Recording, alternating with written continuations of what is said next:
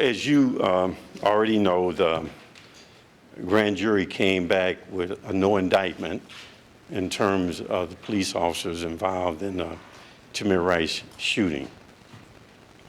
You know, this has been a long, troubling, trying year for not just the city of Cleveland, but particularly for the Rice family. And I know that they have been pushing for some closure in regards to the criminal side of this. But with this closure, know that the deep pain they must feel, even with the closure.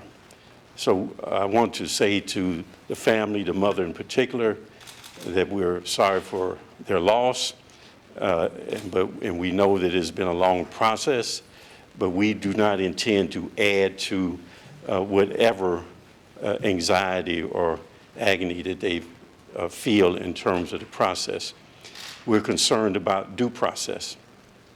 And now that the criminal side is over with, and there's been a determination in terms of the criminal side, we are now going to proceed with the administrative review of what happened, and that will come to the chief, and the chief will start immediately on that process. So I'm going to have the chief come up and really talk to you about that process in general, and then I'll close it out and we'll answer whatever questions you have. All right? Thanks, Mayor. Well, as the mayor stated, this has been a troubling year, some trying times for the city of Cleveland. But I think that the people in the city have met these times and have stepped up for us and for this city, and have pushed for some positive changes that we're in the process of doing. And I think the citizens of this city need to be applauded for that. I think that we're continuing down that road to make sure that things get better in the city, day in and day out. And we don't do that alone. We do it with the assistance of the people in this city. As the mayor stated, now that the county grand jury has concluded, we start our administrative process in this matter with both the officers involved. We are going to reconvene our critical incident review committee. That committee will look at this incident from start to finish. That committee will also take a look at any and all the information that's going to be provided to them by either the Cuyahoga County Sheriff's Office, the grand jury, or the county prosecutor's office in their review of this incident. Once that's completed, the results of that review will be forwarded to my office, at which time I'll take a look at that, and then we will conclude this process. Now, what that conclusion looks like, none of us know, because this committee has to conduct that investigation, that review. And I don't want to speculate on how long that's going to take. As the mayor stated, this has been a long process already, and we don't want to drag it out unnecessarily, and we won't. This committee will get to work very shortly here. They will take a look at all the evidence. They will take a look at all the testimony, everything that's been put out there so far, and they will forward a recommendation to my office. At that time, we will start our administrative process. I want to, again, send our prayers out, not only to the Rice family, but to the city, and to let people know that we're here, that we're going to get through this again, as we've gotten through other things in the past, and this city will be better off for it. Thank you. And I do want to emphasize that one of the things that we had been hearing for over this past year was whether or not there was a process or was there a due process. And we're not just going through a process. We are affording due process to everyone involved in this situation. And I believe that when we do that, and we do it in a fair and objective way, then we'll reach whatever conclusion comes out of that due process. But again,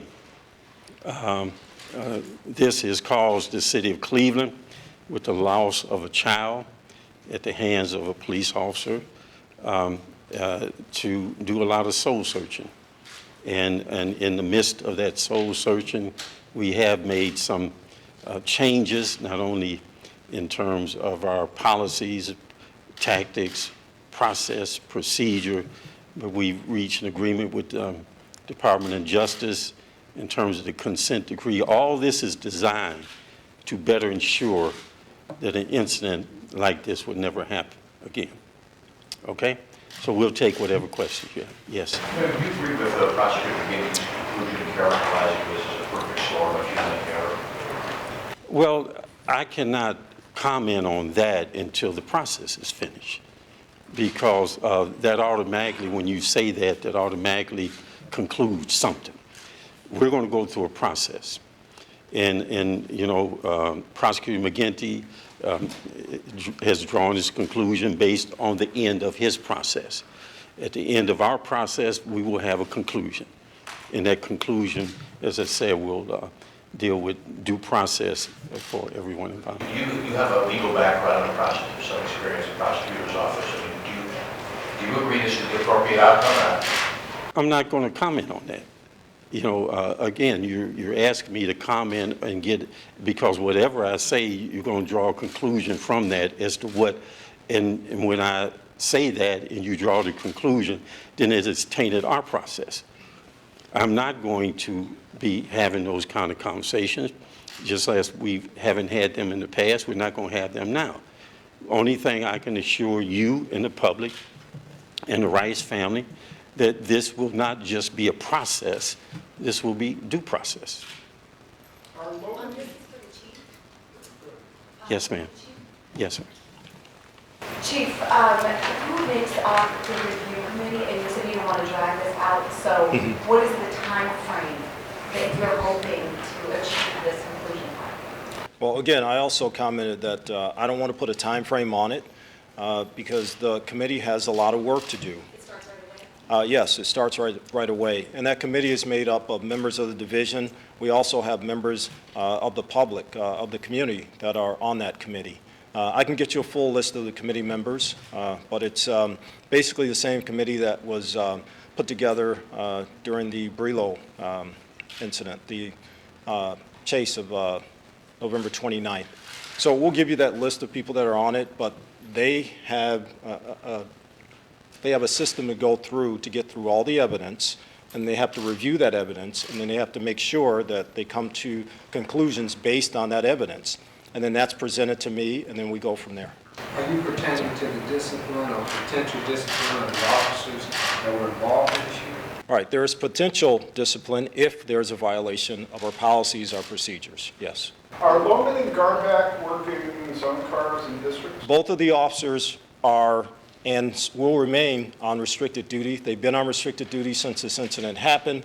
That's part of our process, not to allow officers involved in critical incidents to go back out there into the fray. They will remain on restricted duty until we complete the administrative process.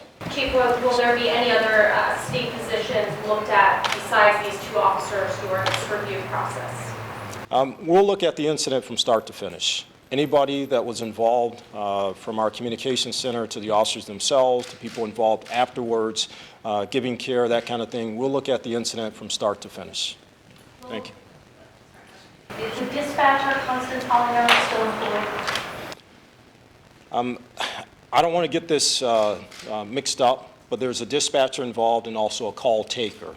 And those are two separate functions, and one of those persons has resigned from the city of Cleveland. Again, I don't want to confuse them, so I don't want to give you that name right now. Thank you. Yes.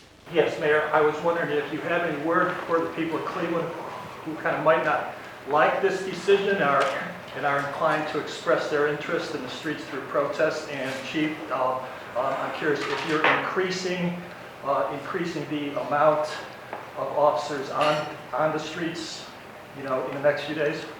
Well, everyone has a right.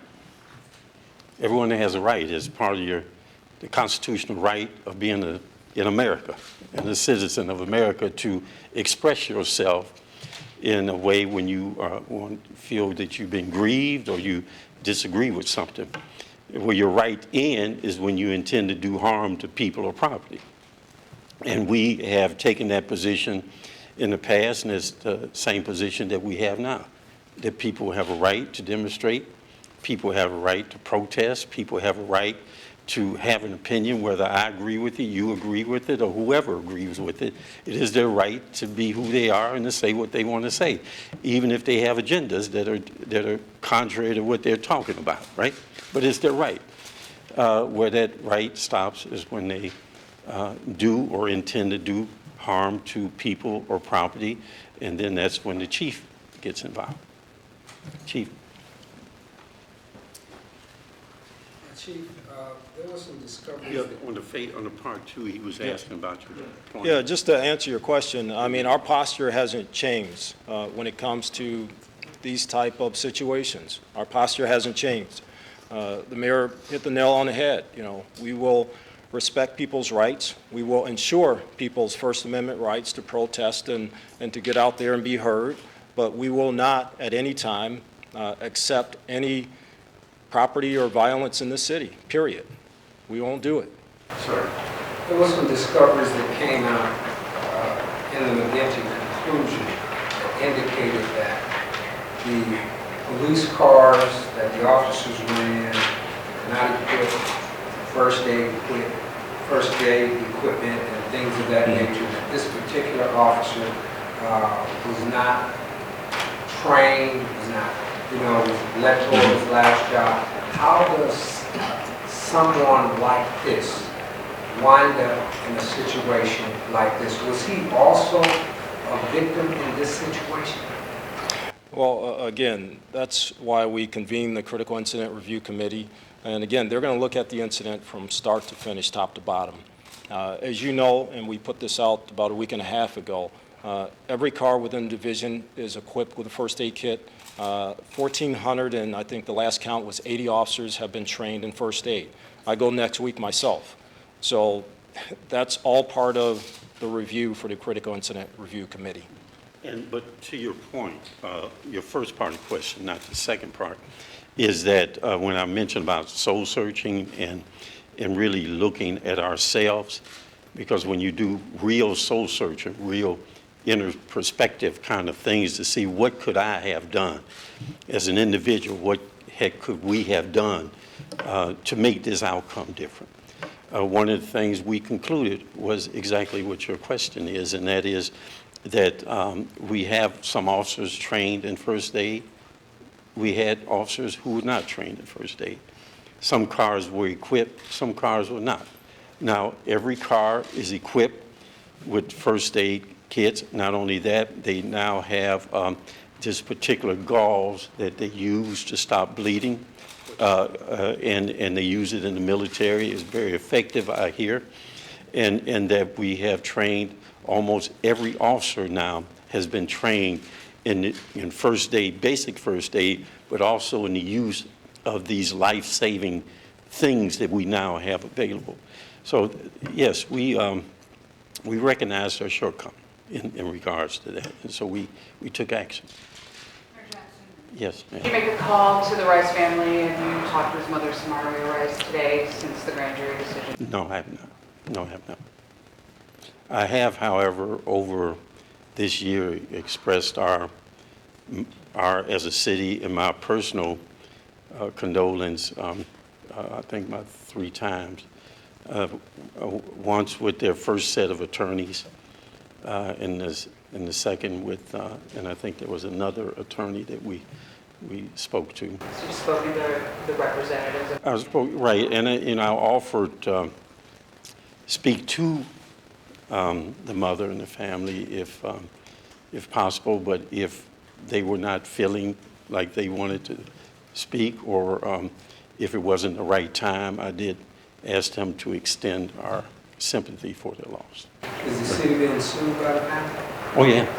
So it would not be, it wouldn't be most appropriate if you were to have a conversation with them. Well, well, there's, if you were my lawyer, you would tell me that. But if you are a parent, I mean, you know, there's a way in which you can express what you need to express. And I think we've done that through their representatives. in order to ensure what you're talking about. Yes. Mayor and Chief, how do you think this outcome is going to impact the ongoing efforts to build and strengthen trust between the community and the police department? That is why I keep emphasizing to you that we are working on due process, not process. One of the biggest problems that we're having, not just in Cleveland, but throughout this country, is that people believe you're just going through the process and you're checking the box and you say, I've gone through the process, and by the way, this is the conclusion. And people really don't believe that, whether it's factual or not, they really do not believe that the system is conducting itself in a way that they believe it is fair and due process. What I find that if people believe that you're doing the right thing, your intent is to do right, and that you're conducting yourself in an honest way, and you're doing due process as it's supposed to be, they know that maybe they may not agree with you, but they cannot say you didn't do the right process, due process. So that is why we work so hard and why I cannot answer your questions, because I would taint the due process. In any way, whether I said something positive or negative, it would lead to question whether or not our process is fair. And I simply cannot do that. What I can promise the public is that we will conduct our process in a legal, honest, transparent way, and it will incorporate due process in all of the procedures as we move forward. And that's the only thing I cannot guarantee. I cannot guarantee an outcome because I don't know what that outcome is. If I did, then all I'd be doing is going through a process, checking a box, and going through that process to justify an outcome I've already reached. And we have not done that. And we're going to do this, and we're going to do it the right way. So that's my answer to the public, because the public is not, they don't believe that the system has been fair with them, and in many ways, and I'm not just talking about in Cleveland, I'm talking about nationwide. And there's a real legitimate sense of lack of fairness and a lack of justice on behalf of people who have been in some way harmed by the system. There's a legitimate concern there, and we don't want to be part of that. We don't want to be part of that. Anybody else before we, oh, Layla? I just want to ask, just to be clear, Chief, so both the call taker and the dispatcher, they have not been disciplined, nor have their roles in the incident been evaluated and analyzed. That's going to be part of That's part of the Critical Incident Review Committee. And again, don't quote me because I'm not sure, but either the dispatcher or the call taker has already resigned from the city of Cleveland. So How recent was that? we can get you that later, but that person has already left the employee of the city. So. Thank you very much. Thank you.